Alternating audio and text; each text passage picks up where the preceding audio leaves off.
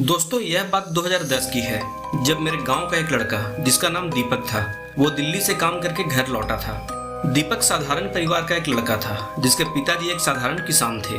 घर में आर्थिक तंगी होने के कारण दीपक को काम के लिए 2003 में दिल्ली जाना पड़ा था। वहां वो किसी छोटे से होटल में रहकर काम करता था और कमाए हुए पैसे बचाकर घर भेजता था, जिससे उसका घर मिट्टी के बजाय सीमेंट और बालू से बन सके। वो अपना एक घर चाहता था जो कच्चा ना होकर पक्का हो, क्योंकि उसे शादी करनी थी। अब आप सोच रहे होंगे कि भाई शादी के लिए पक्का घर का होना क्या जरूरी है, लड़का लड़की और पंडित है तो हो गई शादी। पर यहाँ लड़का और पंडित तो थे लेकिन लड़की नहीं थी। अगर लड़की वाले रिश्ता लेकर दीपक के घर आते तो वो उसका मिट्टी का घर देखकर ही वापस लौट जाते थे। खैर 7 सालों में दीपक ने इतने तो पैसे इकट्ठे कर ही लिए थे कि अब वो एक छोटा सा पक्का घर तो बना ही सकता था। जुलाई 2010 में दीपक अपने गांव वापस लौटा और लौटते ही उसने अपने घर बनवाने शुरू कर दिए। सब कुछ सही से चल रहा था, पर अब जो होने वाला था दीपक ने यह सपने में भी नहीं सोचा होगा। मुश्किल से 5 से 6 दिन बीते होंगे और दीपक की तबीयत थोड़ी खराब रहने लगी। पहले दीपक के घर वालों को लगा कि काफी दिन यह बाहर रह कर आया है, हो सकता है इसलिए यहाँ का पानी से सूट नहीं कर रहा होगा। इसलिए उसके घर वालों ने पास के ही एक डॉक्टर को दिखलाया, पर दीपक की हालत सुधरने के बजाय बिगड़ती जा रही थी। उसके आंख धीरे धीरे अब लाल होने लगे थे और वो गुस्से में रहने लगा था। सभी लोग दीपक के इस स्वभाव से अचंभित थे, क्योंकि वह एक ऐसा लड़का था ही नहीं जो किसी पे गुस्सा करे। वो तो अपनी ही दुनिया में मस्त रहने वाला लड़का था जो सभी के साथ मुस्कुराते हुए ही बात करता था।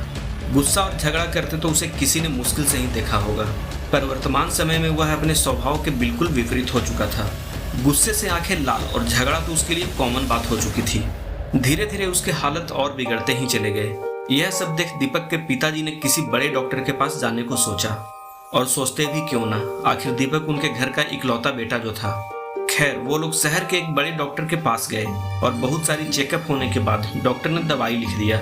पर यह क्या, दीपक के सेहत में कोई सुधार नहीं था, बल्कि अब तो वह और भी अतरंगी हरकतें करने लगा था। कभी वह राह चलते किसी राहगीर को अपने नाखूनों से खुरच देता या फिर किसी कुत्ते को जान से मार देता था, और पूछने पर यह बताता था कि कुत्ते उसे देखकर भौंक रहे थे, इसलिए उसने उसे जान से मार दिया। यह गौर करने वाली बात यह थी कि सही में कुत्ते उसे देखकर कुछ ज्यादा ही भौंकते थे, और जिस तरह वो भौंकते थे यह देखकर साफ पता चलता था कि कुत्ते उसे देखकर डर कर भौंक रहे हैं। मानो दीपक को कुत्तों से नहीं बल्कि कुत्तों को दीपक से डर लग रहा था। खैर दिन गुजरते चले गए और दीपक की हालत और भी खराब होने लगी। कभी वह दीवार में अपने सर को जोर जोर से मारता तो कभी वह अपने गांव के सरकारी स्कूल के छत पर चढ़कर वहां से कूद जाता था।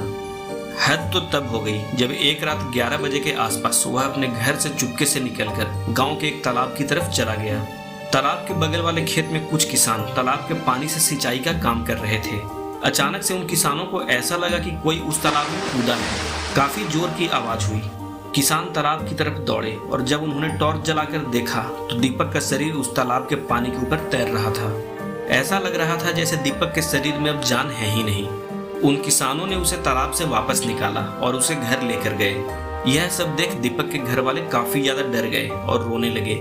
उन्होंने दीपक की बॉडी को गांव के ही एक डॉक्टर के पास ले गए। डॉक्टर ने दीपक के दिल का धड़कन सुना, परंतु उसका दिल अब धड़क नहीं रहा था। उसका पूरा शरीर नीला पड़ चुका था और उसकी आंखें अभी भी लाल थी।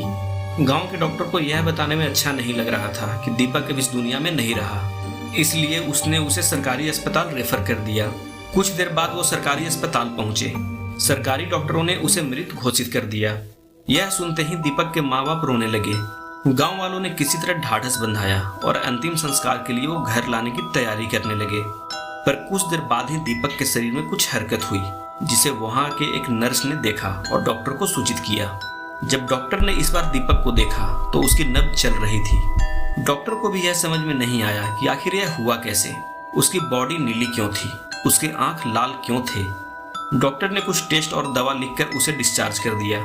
पर यह सब उसी वार्ड में बैठे धोती पहने एक बुजुर्ग इंसान देख रहे थे।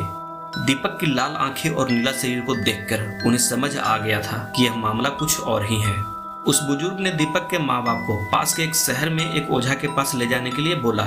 दोस्तों हमारे एरिया में ओझा उसे बोला जाता है जो भूत प्रेत आत्मा वगैरह से मुक्ति दिलाने में मदद करता है, मरता क्या न करता।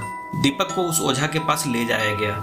जैसे ही वह ओझा दीपक के पास आया उसकी आंखें फिर से लाल और शरीर नीला पड़ने लगा। दीपक वहां से भागने की कोशिश करने लगा। लगभग 10 से 12 व्यक्ति दीपक को पकड़े हुए थे, पर दीपक के अंदर पता नहीं किसकी शक्ति थी जो 10 से 12 व्यक्ति भी उसके सामने कम पड़ रहे थे। खैर, किसी तरह दीपक शांत हुआ और ओझा के पूछने पर उसने बताया कि उसका नाम नीलम है और वह और दीपक एक दूसरे से प्यार करते थे जब दीपक दिल्ली में रहता था। वे दोनों एक दूसरे से शादी भी करना चाहते थे, पर दीपक चाहते हुए भी समाज के डर से उससे शादी नहीं कर सकता था, क्योंकि इंटरकास्ट मैरिज करने पर दीपक को उसके समाज वाले निकाल देते और उसकी बहुत बदनामी होती। जब दीपक उसे दिल्ली में छोड़कर वापस गाँव आ गया तो नीलम ने उसे फोन करने की बहुत कोशिश की, पर दीपक का दिल्ली वाला नंबर स्विच ऑफ आ रहा था, क्योंकि उसके पास यहाँ का लोकल नंबर उसके फोन में लगा हुआ था।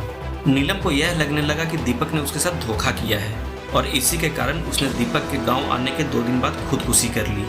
यह सब सुनने के बाद ओझा ने दीपक के शरीर से किसी तरह नीलम की आत्मा को मुक्ति दिलाई। दीपक और उसके परिवार घर आ चुके थे। जब दीपक से यह पूछा गया कि नीलम कौन है तो उसने डरते डरते बताया कि नीलम एक लड़की है जो दिल्ली में रहती है, वह उससे शादी करना चाहता है। पर दीपक को यह कहाँ पता था कि नीलम अब इस दुनिया में है ही नहीं, और ना ही उसके घर वालों ने उसे उस बारे में कुछ बताया, क्योंकि उस ओझा ने कुछ दिनों से यह सच्चाई दीपक से छुपाने के लिए कहा था और दिल्ली जाने के लिए भी मना किया था। दोस्तों, यह बात थी 2010 की और अभी है 2023। अभी दीपक बिल्कुल ठीक है और शादी भी उसी के कास्ट के एक लड़की से हो चुकी है और उसके 2 बच्चे भी हैं। पर उसके साथ जो भी हुआ यह सब समझना बहुत ही मुश्किल है। अब इसे भूत प्रेत वाली बात समझी जाए या विज्ञान के अनुसार ड्यूअल पर्सनैलिटी डिसऑर्डर बोला जाए। आपको क्या लगता है कमेंट बॉक्स में जरूर लिखना, और ऐसी ही सच्ची कहानी सुनने के लिए चैनल को सब्सक्राइब और वीडियो को लाइक जरूर कर लेना। तो मिलते हैं एक बार फिर से अगली वीडियो में, तब तक के लिए जय हिंद, जय भारत।